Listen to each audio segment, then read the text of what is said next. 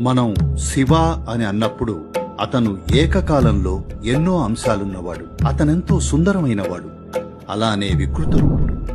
అతను గొప్ప తపస్వి, గృహస్థుడు. దేవతలు ఆయన్ని పూజిస్తారు, రాక్షసులు పూజిస్తారు. ప్రపంచంలోని అన్ని రకాల జీవులు అతన్ని పూజిస్తాయి.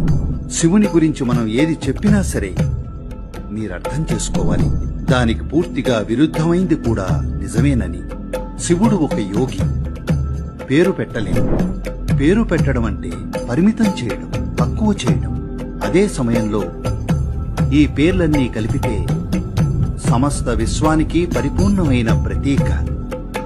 మీరు గుర్తించగలిగిన ప్రతి గుణానికి సంక్లిష్ట రూపమైన ఈ వ్యక్తిని మీరు అంగీకరించగలిగితే మీరు జీవితాన్ని దాటినట్లే.